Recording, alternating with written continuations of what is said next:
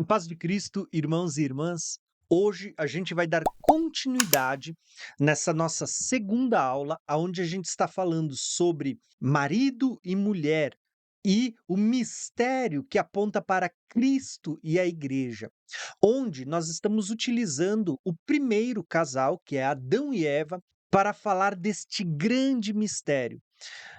Nessa segunda aula, a gente vai dar continuidade. Então, para quem está chegando agora, eu vou mostrar um breve resuminho do que a gente viu na aula passada, mas eu te aconselho a você assistir a primeira aula para pegar na íntegra a revelação desse grande mistério. Na primeira aula, nós falamos sobre os paralelos da criação de Adão e Eva e como isso apontava para a vinda do segundo Adão, aonde nós vamos ver o segundo Adão, que é Cristo, e Eva apontando para a igreja. Então a gente falou ali, nesse paralelo, sobre como Adão foi gerado pelo sopro de Deus, o Espírito de Deus, e como Cristo também, o segundo Adão, foi gerado pelo Espírito de Deus. Nós falamos de como Deus ele entregou autoridade para Adão dominar lá no Éden, mas que Adão, por meio da desobediência, por não guardar a palavra de Deus, Adão perdeu essa autoridade. E como o segundo Adão, que também foi tentado, a gente vai falar mais sobre isso hoje, por meio da obediência à palavra de Deus, ele venceu a tentação e ele receberá um reino eterno para governar, para dominar. Também vimos como Deus ele decide fazer uma auxiliadora para o primeiro Adão e como Deus está formando por meio da igreja uma auxiliadora para o segundo Adão, que é Cristo. Assim como Eva deveria auxiliar Adão no governo daquilo que Adão havia recebido de Deus, você vai ver que a igreja também reinará com Cristo, como reis e sacerdotes, auxiliando a Cristo nesse governo que nós vamos ver que terá início a partir do milênio, né? Nós vimos também que Deus, ele fez Adão cair num profundo sono, e que esse sono, ele era como se fosse um sono de morte, ele tipifica a morte. E das suas costelas, Deus vai tirar e vai gerar Eva, a mulher. Nós vemos que isso apontava para a cruz de Cristo, porque Deus também enviou Cristo para morrer. A morte na cruz, ela aponta para um sono, né? Um sono profundo, aonde Cristo é transpassado entre as costelas, onde sai sangue e água, e através desse gesto você vai ver o nascimento da igreja, onde a igreja vai ser gerada na cruz, né? E da mesma forma como Adão, ele desperta do sono, para se encontrar com a sua mulher, agora você vai ver Cristo ressuscitando. Então você vai ver que Adão despertando de um sono aponta para Cristo despertando do sono da morte, despertando e ressuscitando dentre os mortos. Assim como Adão, ele se alegrou ao ver a mulher, dizendo: Poxa, osso dos meus ossos, carne da minha carne. Nós vamos ver que Cristo também, segundo o profeta Isaías, ele verá o penoso trabalho da sua alma e ele ficará satisfeito. E aí a gente falou sobre um mistério, aonde a Bíblia diz: deixará pai e mãe, e unir-se-á à sua mulher e se tornarão uma carne. E nós vamos ver que Cristo ele sai do céu, aonde tem o Pai, aonde tem o Espírito Santo, e ele vem à terra e ele vai se unir à igreja, tornando-se um corpo com a igreja, onde ele é o cabeça e nós o seu corpo. E você vai ver que assim como Adão e Eva estavam nus e não se envergonhavam, nós vamos ver que por meio da restauração de todas as coisas, você vai ver que há uma comunhão, um caminho aberto, uma restauração, uma comunhão entre Cristo e a igreja e com o próprio Deus, com o próprio Pai. A partir de hoje, agora a gente vai começar a ver os próximos tópicos para encerrar essa aula onde a gente está vendo um grande mistério, onde Paulo diz: Eu não me refiro ao homem e à mulher, mas a Cristo e à igreja. A parte 2 desse mistério, ela vai ter como ênfase a queda e a restauração. Então, na primeira aula, a ênfase foi criação de Adão e Eva e o surgimento, né? A criação de Cristo e o surgimento da igreja. Essa foi a ênfase da primeira aula.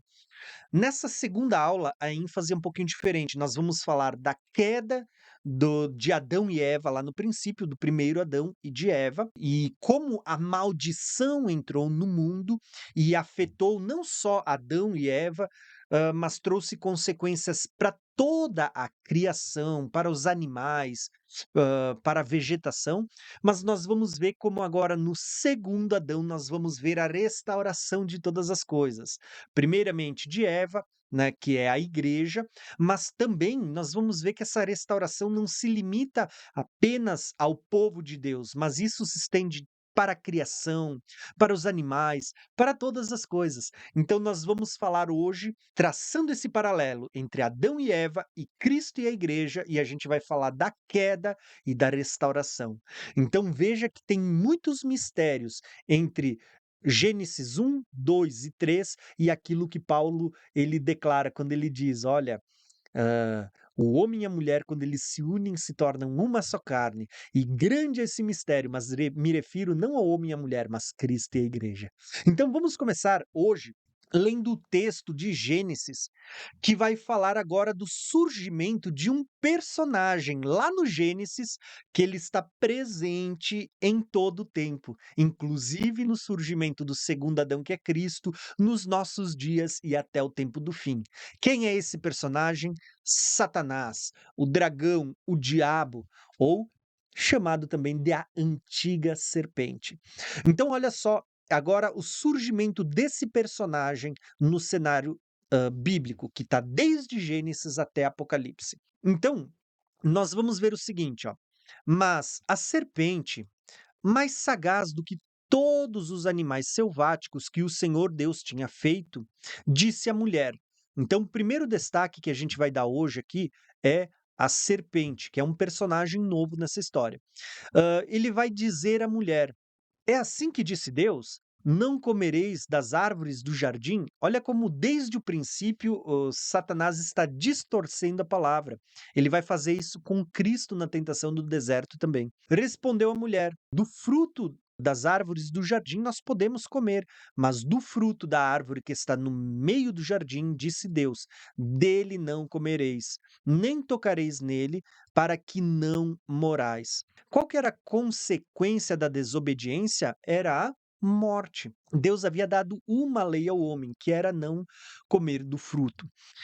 Então, veja que a serpente ela vai dizer à mulher, vamos dar um destaque aqui, ó. A serpente ela vai dizer à mulher: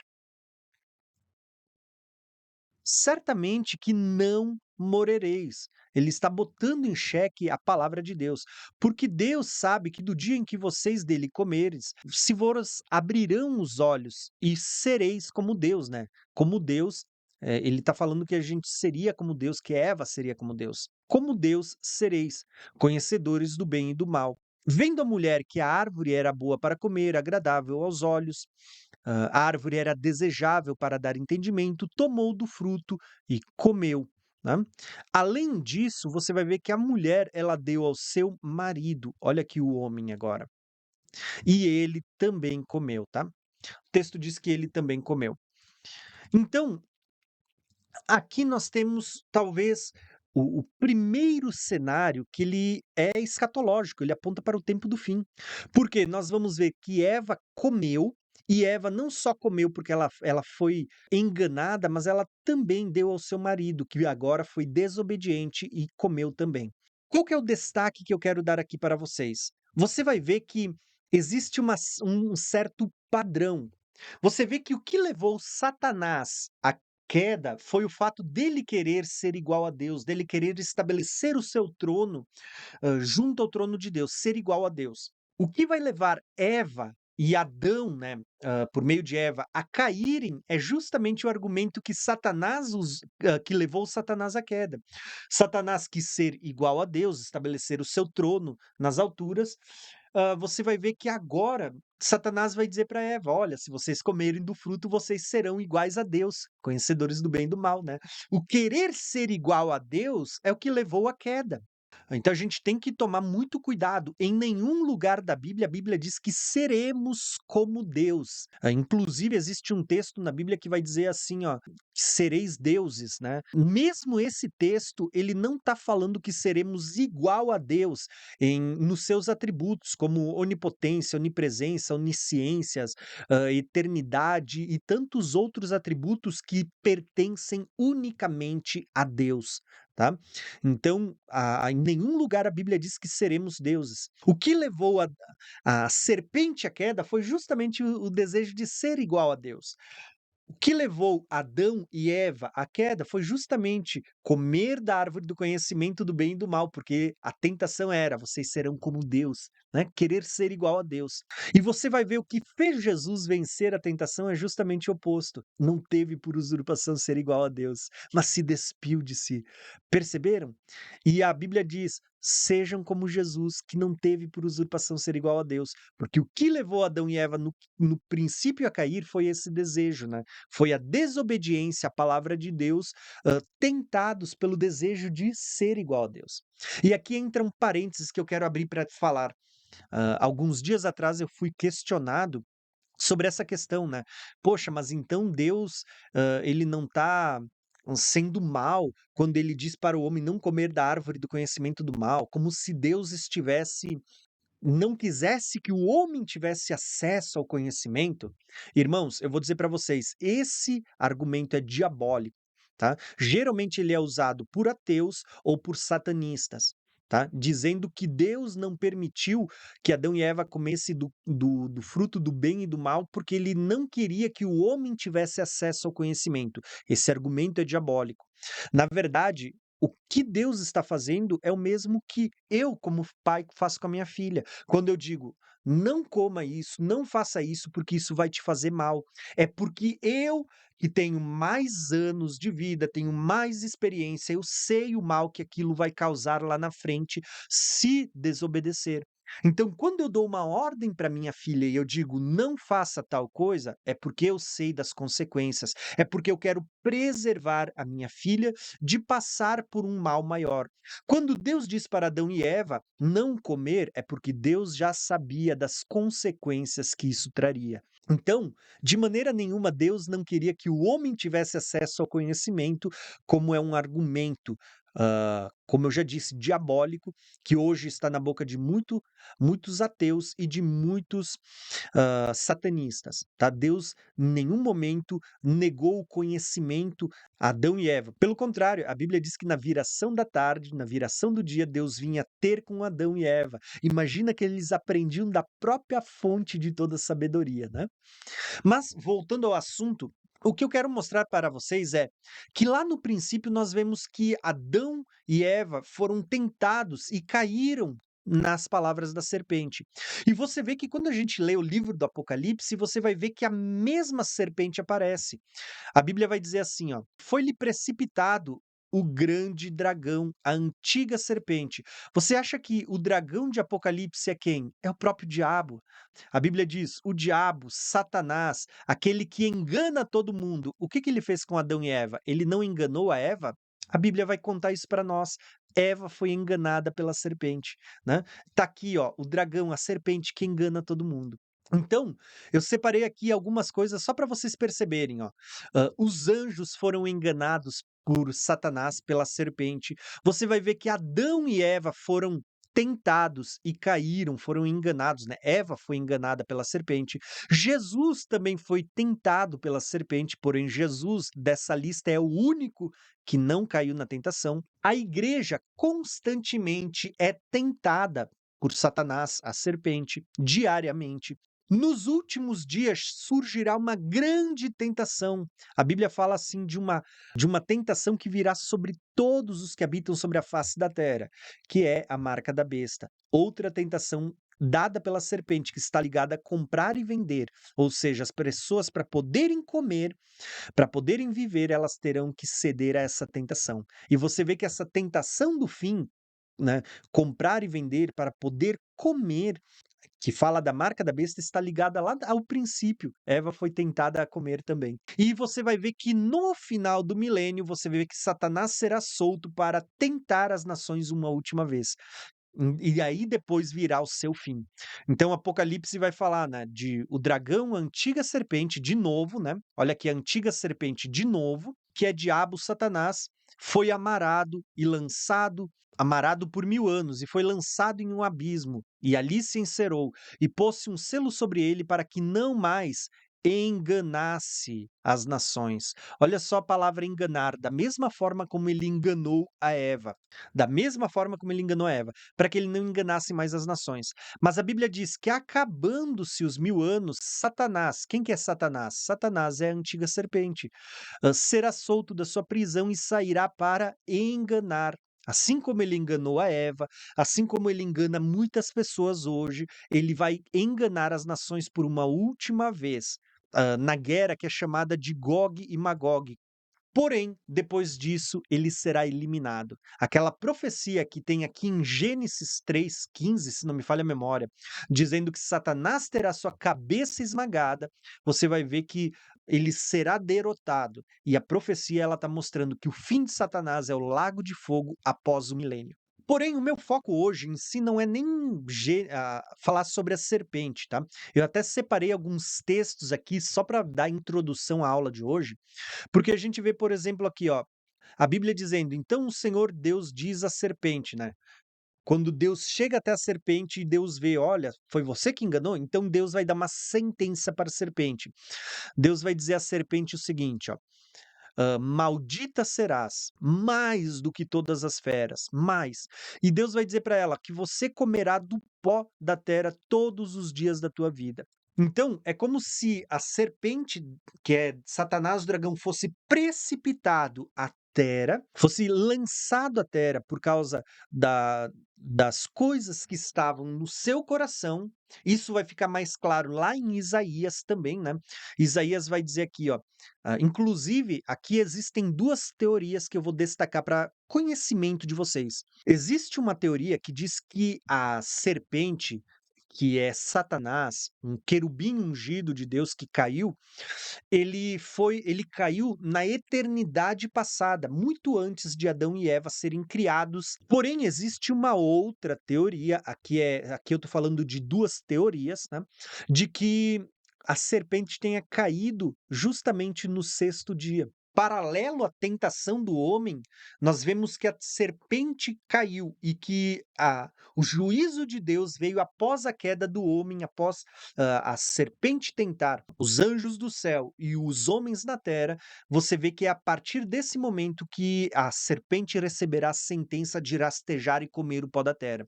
Então, essa é uma segunda teoria. Tá? Então, só quis apresentar para a título de conhecimento. Mas fato é que Deus vai dizer para a serpente o seguinte: que a partir de então ela se alimentaria do pó da terra todos os dias da sua vida. E você precisa lembrar que quando a gente fala do pó da terra, a gente já pensa na serpente ali rastejando, com a boca perto do pó, entrando poeira na sua boca. Mas tudo que Deus coloca na Bíblia, ela tem, na verdade, uma camada profunda de revelação. Quando você lê mais adiante, você vê que o homem, por causa do pecado, ele vai morrer. A Bíblia diz assim, ó, você veio do pó e ao pó tornará. Então é como se a serpente se alimentasse da morte dos homens. Cada vez que alguém morre e vai para o mundo dos mortos, é como se a serpente estivesse se alimentando da morte das pessoas, tá? É como se Satanás se alimentasse da morte de pessoas. Mas isso é uma camada de revelação para a gente abordar num outro momento, tá? Mas você vê que essa segunda teoria também, né? Por exemplo, ela pode ser conectada com textos, como por exemplo, Isaías. Isaías diz assim, ó: "Como você caiu do céu, né? Você caiu do céu, ó estrela da manhã, filha da alva, como foi atirado sobre a terra". Lembra a sentença da serpente? A partir de hoje você vai ser maldita, você vai rastejar sobre o teu ventre. É como se ela, antes a serpente andasse e agora a serpente foi lançada sobre a terra. Ela começou a rastejar sobre o seu ventre. Rastejarás, né, andarás sobre o teu ventre. Então, você vê agora aqui, ó, como foi atirado sobre a terra. Não parece um paralelo? Você vai ver também outros textos, como por exemplo, se eu não me engano, aqui eu separei Ezequiel. Olha Ezequiel, é um texto longo, mas ele tem conexões interessantes, ó. Estivestes no Éden, o jardim de Deus. Tá falando de quem? De Satanás. Na verdade, aqui fala de Tiro também, mas Tiro aqui é uma figura, uma sombra cuja realidade Deus estava querendo se referir com camadas de revelação ao próprio Satanás, né? Estivestes no Éden, o jardim de Deus. Aí ele vai dizer assim, ó: tu eras um querubim ungido. Você vê que é como se Satanás tivesse se apresentado a Eva. Lembra que Paulo vai dizer aos Gálatas, né? Se alguém lhe aparecer como um anjo de luz, é como se esse querubim talvez é uma possibilidade, não criem uma teoria, uma doutrina em cima do que eu estou falando agora, como se os querubins diante de Deus, lá eles têm cara de leão, de urso, de homem, de boi, é como se Satanás talvez pudesse ser, é uma possibilidade, um querubim com cara de um réptil, né, um dragão, uma serpente, entende? Então ele era um querubim que ele estava no Éden, só que ele vai tentar Eva, e por causa disso ele vai ser lançado por terra e rastejar como uma cobra, como uma serpente, né? Ele vai não anda mais, não voa, agora ele rasteja, por causa da maldição que Deus lança lá no Éden sobre ele. Então diz o versículo 14: tu eras um querubim ungido. O texto diz: no monte santo de Deus estavas, e no meio das pedras afogueadas andavas. Perfeito eras em teus caminhos desde o dia em que foste criado. Satanás também foi criado, assim como Adão e Eva, até que se achou iniquidade em ti. O texto vai falar várias coisas, mas ele diz assim, ó: na multiplicação do teu comércio encheu-se o teu interior de violência e pecaste. Olha aqui, ó. Satanás, ele pecou primeiramente no seu coração. Aí ele diz: por isso lancei-te profanado no monte de Deus. Satanás está sendo expulso. Talvez seja até por isso que Jesus vai dizer: eu via Satanás caindo como um relâmpago, né? Então ele vai dizer assim, ó: elevou-se o teu coração, olha só o pecado no coração, Deus sonda a mente e coração, elevou-se o teu coração por causa da tua formosura, corrompeste a tua sabedoria por causa do teu resplendor, por terra te lancei. Olha a mesma coisa que está acontecendo com a serpente. A mesma coisa que a serpente aconteceu com a serpente, ela será maldita e ela será lançada sobre o ventre e ela rastejaria sobre o ventre, sobre a terra e se alimentaria do pó da terra.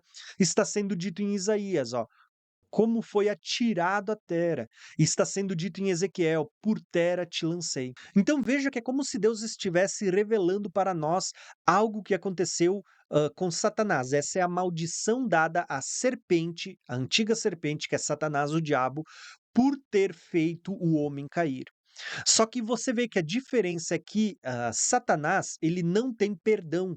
Por quê? Porque o pecado, ele não foi induzido por outro a pecar. O pecado nasceu no seu coração. Já Adão e Eva não, eles vão ter uma oportunidade de reconciliação, porque eles não o pecado não nasceu no seu coração, eles foram induzidos a pecar, né. Então nesse sentido. Mas vamos lá, ó.